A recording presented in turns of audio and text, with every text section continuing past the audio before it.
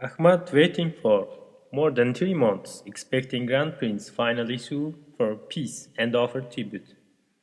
But this time, encouraged by church leader and his alliance with Crimea, Ivan didn't concede. In mid-November 1480, as weather turned cold and surrounding pastures were depleted, Ahmad abandoned the campaign and turned back. The retreat of his army to winter pastures farther south was consisted with typically seasonal campaign of nomadic cavalry.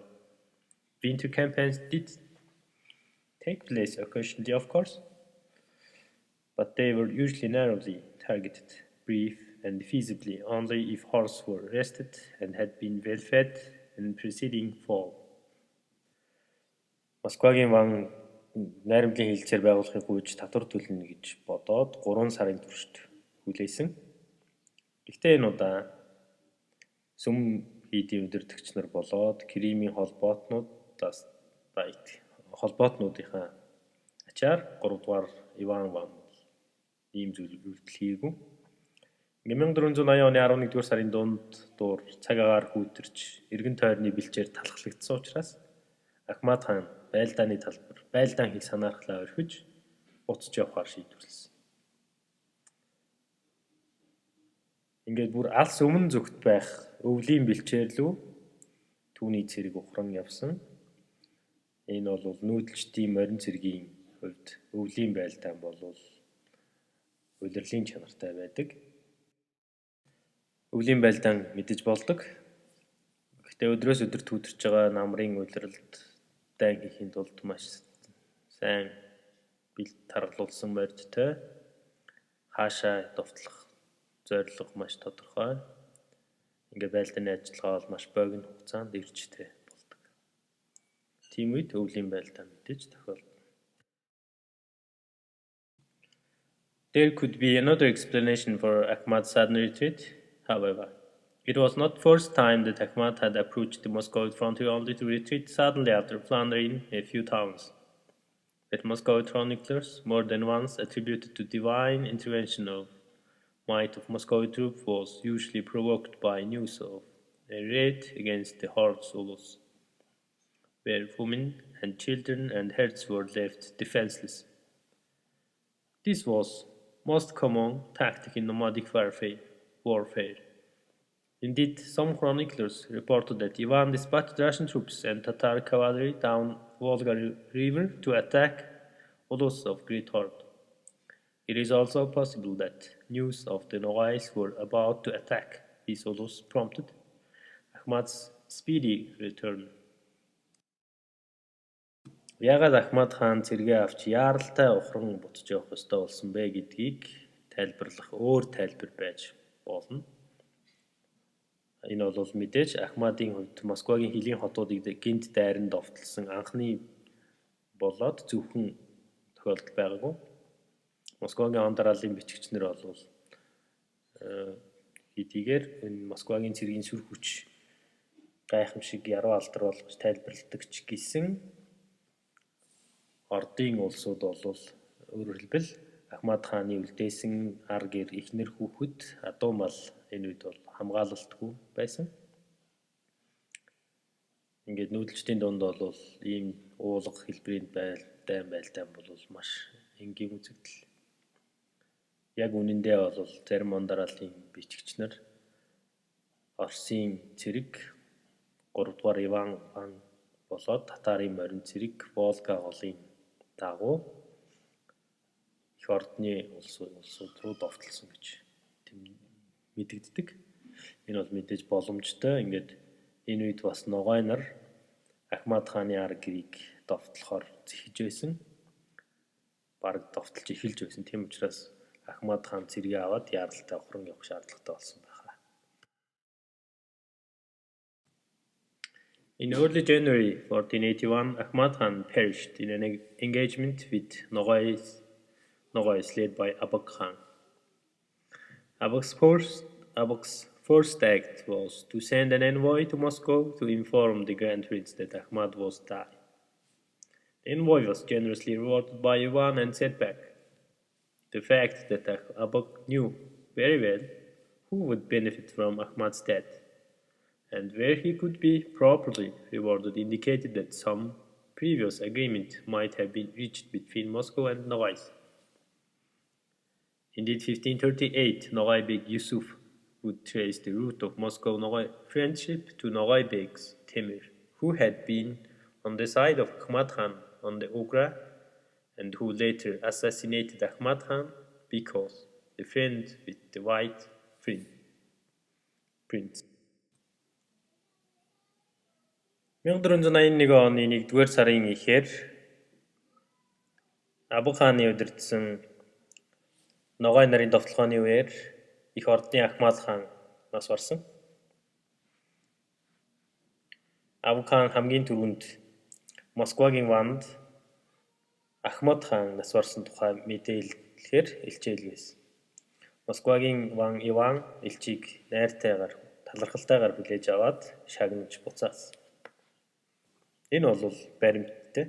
Абу хаан хэн Ахмадын үхлээс хамгийн их ашиг орлох вэ? Хэн рүү энэ тухай мэдээллийг хамгийн түрүүлж илгээвэл тохиромжтой шан хүртэх чадах вэ? Мөн түнчлэн өмнө нь Ногой болоод Москвагийн хооронд байгуулсан хилцээрийн буюу амлалтандаа хүрэхэд энэ мэдээлэл ямар ч чухал вэ гэдгийг сайн мэдчихсэн.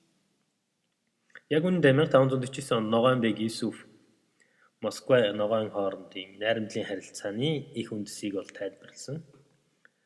Ингээд түүнийхээр бол Ногай Бэг Төмөр Угра голын хөвөөнд Ахмад хааны цэрэгтэй хамт байсан. Энэ хүн хожим нь цагаан вантай найз нөхрийн харилцаатай учраас Ахмад хааныг хорлож алсан гэж дурдсан байдаг.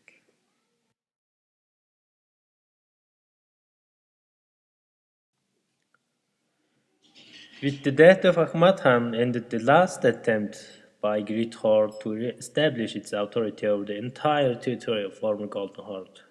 For another 20 years of Great Horde, weakened, divided between Ahmad's sons, continued to be nuisance, occasionally raiding frontier towns and pillaging trade caravans, but no longer capable of major campaign.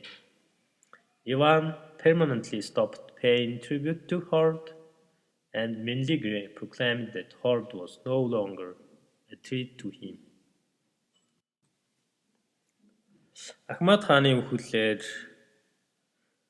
өмнөх Алтан ордны нутаг дэвсгэрт бүх нутаг дэвсгэрт ирэх мэдлээ сэргээх гэсэн их ордны сүүлчийн оролдлого төгсгөл болсон. Ингээд дахиад 20 жилийн турш үргэлжилсэн дотоодын самуурлын үр дүнд их ордон сулран доройтож Ахмад хааны хөвгүүдэд хуваагдсан дотоодын дайн самуу үргэлжлэхийн хэрээр Москвагийн хот тосгодыг дайран довтлох нь өсөн нэмэгдэж эхэлсэн ч гэсэн дахиад энэ мэт том аян дайнд нэгдэн жагсах боломжгүй болсон.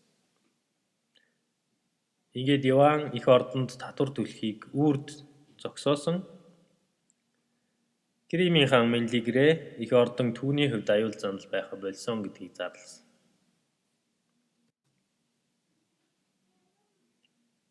Slow demise of Great Horde resulted from several factors. Moscow's rise as a significant commercial and military power was one of them. No doubt, Ahmad's indecisiveness on Ugra also reflected the growing military power of Moscow. Given factional struggles within Moscowite government on matters of foreign policy, Grand Prince could be credited with making clever and pragmatic choice in allying with Crimea and Nogay against Horde. Moreover, events of greater significance took place outside of Moscow, across its steppe frontier. When 1475, Ottomans occupied the strategic Crimean fort of Kaffa, they believed that their control over Crimea was secured but in following years, a criminal faction representing interest of Great Horde was able to overthrow Ottoman protege Milligre. The Ottomans had to intervene again to finally install him on the Crimean throne in 1418. Ottomans interested in Crimean affair and their support of Mildigre meant that the winter pastures of Great Horde were no longer safe from Crimean raids. Even greater danger of Horde came from the east. In the middle of 15th century, struggled for pastures and control of trading centers among the newly emerged nomadic confederation in the steppe of Central Asia produced a traditional pattern of nomadic migration.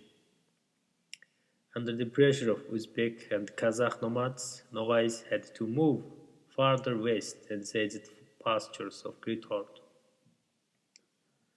In 1470s, Olosses of Great Horde could no longer cross the Volga River to east without fear of severe Nogay raids. By 1480, despite threatening moves of Ahmad Khan, Great Horde was in a desperate situation. It faced a strengthened Muscovite military in the west, and it had lost its traditional pastures along Don to Crimeans in the south, and pastures between Volga and Yaik to Nogais in the east. It was only a matter of time before the nomadic remnants of Golden Horde would be replaced by new and more aggressive rebels. Их ордны мөхөл бол хид хідэн хүчин зүйлийн үр дүн байсан. Мэдээж Москвагийн өсөн нэмэгдэж байгаа цэргийн болоод худалдааны хүчин чадал бол тэдний нэг гэдэг нь эргэлзээгүй. Тэдний нэг байсан. Гэхдээ эргэлзээгүй нь Ахмад хааны Угра гол дээрх шийдвэр төгс биш байдал нь мэдээж Москвагийн цэргийн хүчин чадлын өсөн нэмэгдэж байгаагаас болсон эргэлзээгүй. Москвагийн засгийн газрын гадаад бодлогын тухайд хэсэг бүлгүүдэд хуваагдсан зөрчил тэмцэл нь Москвагийн ван илүү ухаалаг бөгөөд амьдралд нийцсэн ийм сонголт хийх шаардлагыг бий болгосон. Үүнийхээ үр дүнд Москвагийн ван Кремийн хаан болоод Ногай нартай их ордны эсрэг холбоотны хилцээр байгуулахад хүргэсэн. Түүнчлэн Москвагийн гадна талд өрнөж байгаа хамгийн чухал үйл явдал бол үүний өмнөд хилийн дагуу өрнөжсөн. Тухайлбал 1475 онд Османы эзэнт улс Кремийн хойгийн хамгийн чухал хэсэг болох Кафа боомтыг эзлэн авсан. Ингэснээрээ тэд Кремийн хойг дэх өөрсдийн удирдлага засаг захиргааг баталгаатай болголоо гэж итгэжсэн ч гэсэн дараа жил нь Кремийн их ордныг эргүүлэн сэргээх гэсэн сонирхолтой бүлэг Османы эзэнт улсын хамгаалалд оршдог энэ дэглэн буюу Минлигрэгийн хаанчлалыг төгсгөл болгосон. Ингээд эцэст нь Османчууд 1480 онд дахиад Минлигрэг хаан болгож томилж чадсан. Кремийн хойг дэх Османы эзэнт гүрний сонирхол болвол их ордны өвлийн нутгийг эзлэн авах гэсэн утгатай байсан. Ингэснээрээ бол их ордон бол Кремийн талаас байнгын довтлогоонд өртөж байсан. Үүнээс том аюул болвол их ордонд түүний зүүн талаас ирж исэн 15 дугаар зууны сүүл үеэр нутаг дэвсгэр болоод худалдааны замуудыг удирдах гэсэн нүүдэлчдийн дотоодын зөрчил тэмцлийн үр дүнд Төв Азийн тал нутагт бол нүүдэлчдийн шин давалгааг бий болгоод энэ дарамтын үндсэн дээрээс Узбек болон Казах нүүдэлчд гарч ирж алс баруун зүгээс Ногай нарыг түрж эхэлсэн. Ингэснээр Ногай нар их ордны өвлийн нутаг дэвсгэр өвлийн бэлчээрийг эзлэн сөвшиж эхэлсэн. 1470-аад онд болоход их ордон болвол ижил мөрнөөс зүүн зүгт Ногай нарын довтлогоноос айхгүйгээр энэ голыг гаталж чаддгүй болчихсон байсан. 1480 он болоход Ахмад хаан хэдийгээр их ордны Ахмад хаан Москвата тулгарх ийм үйлдэл хийж явахын үед их ордон бол маш эмзэг нөхцөл байдалд байсан. Энэ бол их ордон баруун зүгт өсөн нэмэгдсэн Москвагийн цэргийн хүчин чадалтай нүр тулгарч исэн бол ижил мөрнөөс Кремийн хойг дэх өөрийн уламжлалт нутаг дэвсгэрээ өмнө зүгт бол алдчихсан байсан. Ингээд Волга болоод Як морны хоорондох зүүн зүгийн нутгийг бол бас Ногай нарт алдчихсан. Ингээд их ордон болоод түүний үлдсэн хэсэг өөр нэгэн хүчрхэг илүү түрэмгий ийм дэглэмээр солигдох нь гэдэг нь цаг хугацааны асуудал болж хувирсан байжээ.